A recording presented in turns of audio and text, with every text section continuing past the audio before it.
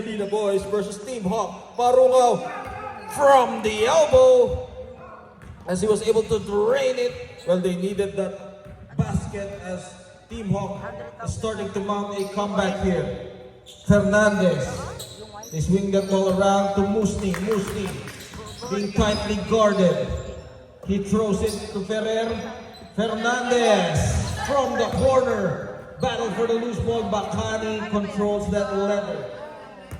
Well, that was a good timeout break for Angelina boys as now they're up by 5 and a chance for them to extend that lead to 7. Parungaw to Bagaw. Bagaw thought about it. Takes it closer. But Bacani on the second serving. Bagaw with the fake. Valdez able to block that shot. 3-on-1 situation. Fernandez. But Parungaw with the defensive play preventing that fast break. Baseline throw in. They go to Valdez. Valdez throws it and fires away. That is his first 3-point shot, cutting the lead down to 240 to 38. Team Hawk coming from behind. Let's see what will Angelina boys do here. Bacani will try to answer back, and Bacani lighting it up from rainbow distance, 43 to 38. 5 points being enjoyed. This is a shootout. Musni, his own version, 43 to 41 with 8 minutes and 52 seconds. This has been a shootout as both teams started slow, but this time they are now trying to heat these things up. Parungaw to Bacani, and Bacani knocks it down. Is it 2 points? Is it 3 points for Mike Bacani? 46 to 41. Musni, this time he misses, but able to track it down from Fernandez. Valdez, no shooters bounce for him this time. Well, as they say, shooters will shoot. As they try to get that rhythm. Parungaw protecting that ball. Musni will be called for the foul from Parungaw. 46 to 41 with 7 minutes and 50 remaining. 5 points separating both teams. Ferrer manning the point guard duties. From the corner, Dayan Dante kicks it out to Valdez. Valdez, nothing for him, offline. Dayan Dante trying to save that ball, and it will go to the other side as Angelina boys catching that break with 7 minutes and 20 remaining. Well, this is a 2-possession ball game. Anything can still happen in this ball game. Bagaw slows things down as they give it back to Parungaw. Parungaw crossover using that screen from the wide-bodied Bagaw. Draw pass, quick passing. Bagaw, all board. Fernandez again. Will he go for the touchdown as he goes all the way? Fernandez leading the charge, 46 to 43. Well, that is one of the weapons of Team Hawk. Those fast break and 3 points. But Team Angelina boys holding on to that lead behind the heroic performance of Bacani. And Bacani, what a gorgeous play. Spin move, layup. And put that in the highlight reel as Mike Bacani doing some damage here for Team Angelina boys. But they are up by 5 and he will try to extend that lead to 6. With 6 minutes and 8 seconds remaining here in the second half. Bacani completes the 3-point play.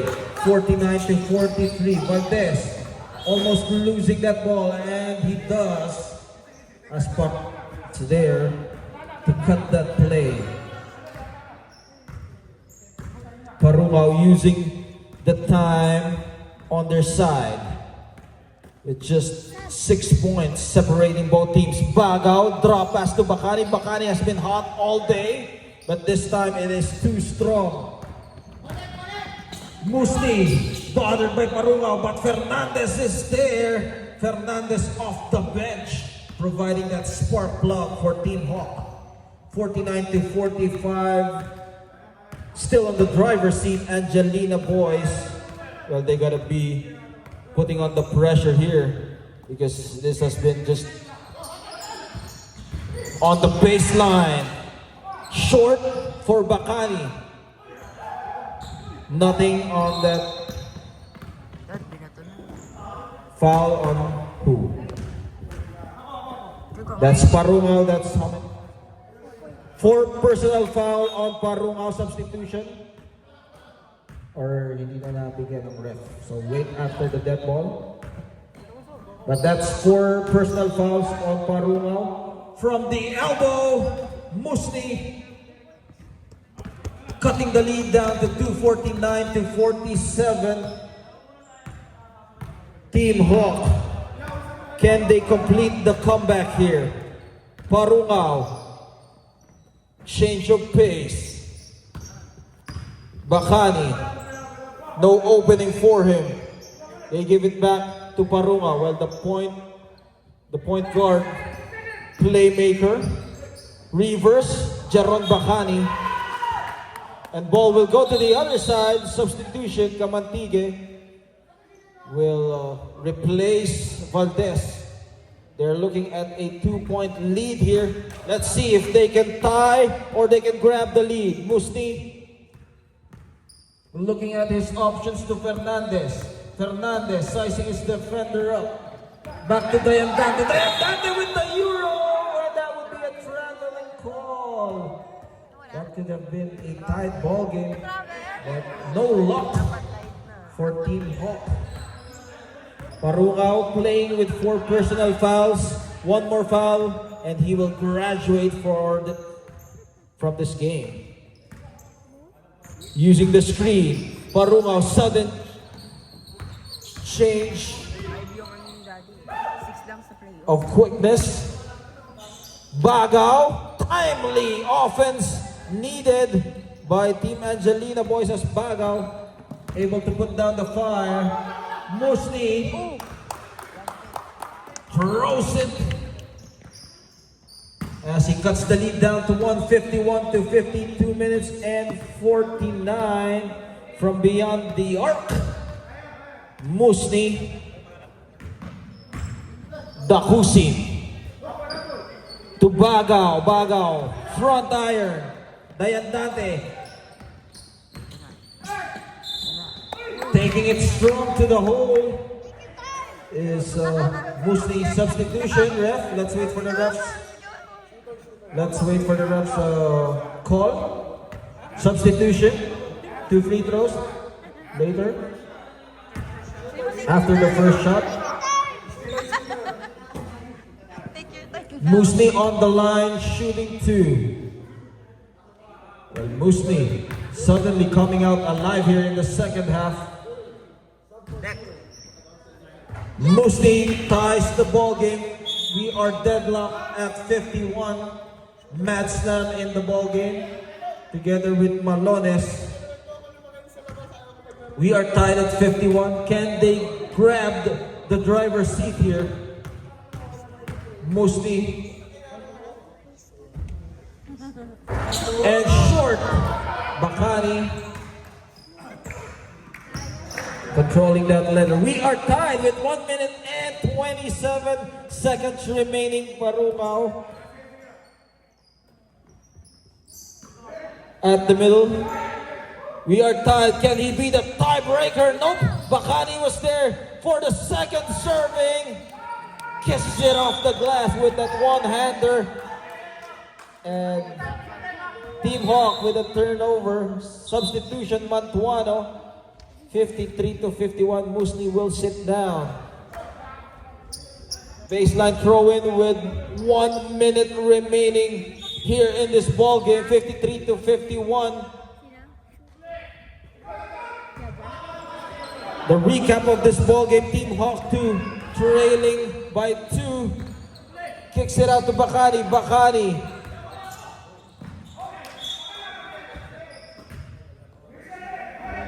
.46 seconds remaining. Dakusin being pressured man to man. Barungao losing the handle. Dakusin able to recover it, and foul will be given against Kamantige. Foul. Bacani directing traffic with 34 seconds remaining. Wala pa yung time. Mad slam. Stolen away by Fernandez. Fernandez. Time is not on their side. 53 to 51. Fernandez. And he will deliver the goods. Timeout. Angelina Boys as Fernandez.